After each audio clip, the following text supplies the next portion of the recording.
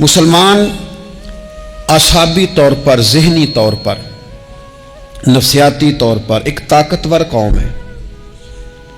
مسلمان وہ قوم ہے جو مرعوب نہیں ہوتی، یہ رعب دکھاتی ہے، رعب۔ ہم وہ لوگ ہیں کہ جن کے اکابرین سوئے بھی ہوتے تھے نا، سوئے ہوتے تھے حضرت عمر، لیکن ان کو سوئے ہوئے دیکھ کر بھی لوگ کانپا کرتے تھے، اس لیے کہ شیر تو شیر ہی ہوتا ہے نا، وہ سویا ہو تو پھر بھی شیر ہی۔ تو میں کچھ عرصے سے اس کمی کو بڑی شدت سے محسوس کرتا ہوں کہ لوگ، یعنی کوئی شخص بھی ملتا ہے تو وہ اس لہجے میں بات کرتا ہے کہ اسے مظلوم مان لیا جائے، قابل رحم مان لیا جائے، اس کی مدد کی جائے، اس پر توجہ کی جائے۔ یہ مسلمان کی شان نہیں۔ آپ سورہ بقرہ پڑھیں گے تو قرآن مجید اصحاب صفہ کی شان بیان کرتا ہے کہ انہیں بڑی حاجت ہے، بڑے ضرورت مند ہیں۔ وہ لوگ تھے جو کئی دنوں تک روٹی نہیں کھاتے تھے، لیکن رب فرماتا ہے کہ میرے محبوب کے مدرسے کے ان طالب علموں کو جو دیکھے گا اسے محسوس ہوگا کہ یہ تو بڑے امیر لوگ ہیں۔ کیوں محسوس ہوگا؟ لا یسألون الناس الحافا، یہ لوگوں سے لپٹ کر سوال نہیں کرتے، کشکول طلب نہیں دراز کرتے، یہ اپنے پردے کو قائم رکھتے ہیں۔ خودداری، عزت نفس، وقار، خودی۔ ہمارے ہاں تیزی سے ان چیزوں کا آج جو ہے وہ یوں محسوس ہوتا ہے جیسے قحط ہو گیا ہے۔ الا ماشاءاللہ، آپ کے زخم دکھانے سے کوئی بھی آپ کا زخم نہیں بھرے گا، بلکہ میں نے تو یہ دیکھا ہے اپنی زندگی میں کہ اچھا بھلے تعلقات چل رہے ہوتے ہیں، آپ کو ذرا ضرورت پڑ جائے تو سامنے والا آنکھیں پھیر لیتا ہے، اسی وقت اس کا ماحول اور اس کے حالات خراب ہو جاتے ہیں۔ اس لیے اپنا سارا بھروسہ، اپنی ساری توجہ، اپنی سوچوں کا مکمل مدار صرف اللہ رسول کی ذات کو بنائیں، اور اس انداز میں بنائیں کہ کون دیتا ہے دینے کو تو چاہیے، دینے والا ہے سچا ہمارا نبی۔ اور یہ ذہن بنائیں زندگی میں کہ رب رسول کی بارگاہ سے 2 قطرے بھی مل گئے تو دنیا بھی بن جائے گی، آخرت بھی بن جائے گی۔ اس لیے ادھر ادھر دیکھنا تھوڑا کم کریں۔ اور بالخصوص آج اپیل کروں گا، استاد اپنے شاگردوں کو، پیر اپنے مریدوں کو، باپ اپنی اولاد کو بڑی بڑی باتوں کا سبق پڑھائے، بڑی بڑی باتوں کا۔ اقبال نے شکوہ کیا ہے، اقبال کہنے لگے شکایت ہے مجھے یا رب خدا بندان مکتب سے، یہ جو انہیں کہتے ہیں کہ جناب پڑھ جاؤ گے تو روٹی اچھی ملے گی، یہ انہیں کہتے ہیں پڑھ جاؤ گے تو کار میں بیٹھو گے، پڑھ جاؤ گے تو کوٹھی بنا لو گے، یہ کیا سبق پڑھا رہے ہیں بھلا؟ ان کو تو تم بڑے بڑے باتیں بتاؤ، انہیں کہو پڑھو گے تو دنیا میں حضور کے دین کا انقلاب برپا کرو گے، تم ان کہو کہ تم پڑھو گے تو تم ایک پورا ملک چلاؤ گے، تم انقلاب برپا کرو گے، اٹھ باندھ کمر کیوں ڈرتا ہے، پھر دیکھ خدا کیا کرتا ہے۔ اقبال کہنے لگے یہ تم کیا سبق پڑھا رہے ہو کہ روٹی صحیح مل جائے گی، چندہ اکٹھا کرنے کا طریقہ آ جائے گا؟ کہنے لگے شکایت ہے مجھے یا رب خدا بندان مکتب سے، سبق شاہی ہے اور بچوں کو دے رہے ہیں خاک بازی کا۔ اڑنے والی تعلیم تھی اور یہ انہیں رینگنے کا سبق پڑھا رہے ہیں۔ تگڑی باتیں بچوں کو سکھاؤ، تگڑی۔ یہ پھر سارے نہ ڈھونڈتے پھریں کہ وہ فلانا جو ہے نا چاچا امیر ہے تو ماموں امیر ہے تو فلانی خالہ باہر ہے تو فلانا ذرا مہربانی، کوئی بھی نہیں مہربانی کرتا۔ مہربانی جب بھی کرتا ہے یا خدا کرتا ہے یا مدینے والے محمد مصطفیٰ کرتے ہیں۔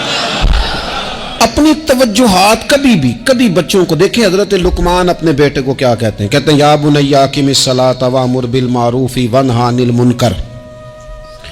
حضرت لقمان اپنے بیٹے کو سمجھاتے ہیں، کہتے ہیں اے بیٹا نماز قائم کرنا، لوگوں کو بھلائی کا حکم دینا، برائی سے منع کرنا، وَاصْبِرْ عَلَىٰ مَا أَصَابَكَ، اور جب مصیبت پہنچے تو صبر کرنا، ادھر ادھر رونا دھونا نہ کرنا۔ نماز پڑھنا، بھلائی کا حکم دینا، برائی سے منع کرنا، اور اگر کوئی مصیبت پہنچے تو اس پر صبر کرنا۔ کتنے کام ہو گئے؟ 4۔ ایک نماز پڑھنی ہے، ایک بھلائی کا حکم دینا ہے لوگوں کو، ایک برائی سے، اور اگر کوئی مشکل آئے تو کیا کرنا ہے؟ ان ذالک من عزم الامور، فرمایا بیٹا یہ بڑی ہمت والے کام ہیں، ہمت والے کام کرنا، ہمت والے، طاقتیں اپنی قائم رکھنا، کمزور نہ پڑنا، لوگ تمہارے آنسو نہ دیکھیں، کوئی تمہیں تڑپتا نہ دیکھے۔ چھوٹا چھوٹا زخم لے کر لوگ سگنل پہ کھڑے، چھوٹی چھوٹی مجبوریاں لے کر لوگ مانگنے کے لیے دروازوں پر کھڑے ہیں۔ امت مسلمہ کا یہ مزاج نہیں، یہ وقار نہیں، یہ انداز نہیں۔ ہم تو بانٹنے والے لوگ ہیں۔ چلے مشکل آ جاتی ہے، زندگی میں ضروریات پڑ جاتی ہیں، قرضہ صحابہ بھی لے لیا کرتے تھے، لیکن یہ جو لہجے آج ہم نے اختیار کر لیے، کمزور ہو جانا، کچا پڑ جانا، غریبی کا رونا رونا، یہ انداز اہل ایمان کا بچوں کو طاقتور ہونا چاہیے۔ میرے نبی کریم صلی اللہ تعالی علیہ وآلہ وسلم نے نا ارشاد فرمایا، ایسا نہیں ہے کہ کوئی بندہ کمزور ہے تو وہ ناپسندیدہ ہے، یہ نہیں فرمایا کہ جو بزدل ہے تو وہ بڑا کوئی کٹا ہوا آدمی ہے، لیکن حضور فرماتے ہیں، صحیح مسلم میں حدیث موجود ہے، حضور فرمانے لگے طاقتور مسلمان نا اللہ کی نظر میں بزدل مسلمان سے زیادہ پیارا ہے۔ طاقتور ہے نا، اس کی شان زیادہ ہے۔ یہ جو با ہمت ہے، با حوصلہ ہے، جس کے اعصاب مضبوط ہیں، یہ رب کریم کی بارگاہ میں باوقار ہے، اللہ کے حضور اس کی قدر ہے۔ اور حضور علیہ الصلوۃ والسلام صحابہ کو دعائیں سکھایا کرتے تھے، اور تعلیم امت کے لیے خود بھی حضور وہ دعا فرمایا کرتے تھے، کہتے تھے اے اللہ بزدلی سے بچا، کنجوسی سے بچا، اے اللہ اس بڑھاپے سے بچا جو انسان کو بڑا پریشان کر دے۔ حضور دعائیں مانگا کرتے تھے۔ دیکھیں بیمار انسان ہو جاتا ہے، اگر وہ سوچے نا رب کی طرف سے ہے تو پھر بیماری کا لوگ بڑا مزہ لیتے ہیں، کیونکہ جب بندہ بیمار ہوتا ہے تو نفسانی خواہشات ساری ختم ہو جاتی ہیں۔ اور میں اکثر دوستوں سے کہتا ہوں کہ بعض چیزیں ایسی ہیں جو وجد میں لے آتی ہیں بندے کو، اگر وہ غور کرے تو۔ آپ یہ حدیث پاک سنیں، حضور علیہ السلام نے فرمایا بیمار کے ساتھ ضد نہ کرو کہ ضرور کھا، ضد نہ کرو، اس لیے کہ اللہ اسے کھلا بھی دیتا ہے، پلا بھی دیتا ہے۔ اب جب کسی کو پتہ چلے کہ میں بیمار ہوں تو رب مجھے کھلا پلا رہا ہے تو مجھے بتائیے بیماری کتنی پیاری لگے گی، بیماری میں کتنا سرور آئے گا۔ پھر تو انسان ہمیشہ چاہے گا کہ مجھے وہ چیزیں ملیں جو مجھے اللہ تبارک و تعالیٰ کی بارگاہ کے قریب کر دیں۔ دوسری بات یہ ہے کہ میدان میں جب انسان اترتا ہے نا تو اسے ایک بات اپنے ذہن میں رکھنی چاہیے کہ جیت اور ہار یہ اللہ تعالیٰ کے دست قدرت میں ہے، لیکن جب وہ لڑے تو جیتنے کے لیے لڑے۔ ہمارے ہاں نا بہت سارے لوگ لڑنے سے پہلے ہی ہارے ہوئے ہوتے ہیں، میدان میں نکلنے سے پہلے ہی وہ کمزور باتیں کر رہے ہوتے ہیں، ابھی سفر شروع نہیں ہوتا وہ کہہ دیتے ہیں نہیں جناب آپ کی بات تو ٹھیک ہے پر کیسے ہوگا، کیوں کر ہوگا، لوگ تو آج کل چلتے ہی نہیں، بڑے مسئلے خراب ہیں۔ اور پھر کچھ لوگ ایسے ہیں جن کی باتیں سن کر بندے بیک گیئر لگا لیتے ہیں، اور میں نے دیکھا باتیں کرنے والے وہیں رہتے ہیں اور کام کرنے والے کہاں سے کہاں چلے جاتے ہیں۔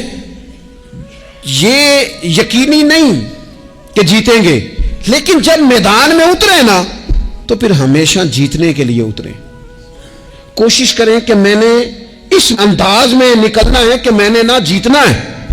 حضرت مولا علی شیر خدا کرم اللہ تعالی وجہ الکریم سے کسی بندے نے پوچھا حضور آپ ہر میدان میں کامیاب کیوں رہتے ہیں؟ فرمانے لگے جیت ہار تو رب کریم کے دست قدرت میں ہے، لیکن جب میں اترتا ہوں نا میدان میں تو میں دشمن دیکھ کے پہلے ہی فیصلہ کر لیتا ہوں کہ میں نے اس کے پیٹ میں خنجر مارنا ہے کہ گلے پہ، میں جیتنے کے لیے میدان میں اترتا ہوں۔ تو آپ دیکھ لینا دیواریں ہلتی رہتی ہیں اور در کانپ جاتا ہے، علی کا نام سن کر اب بھی خیبر کانپ جاتا ہے۔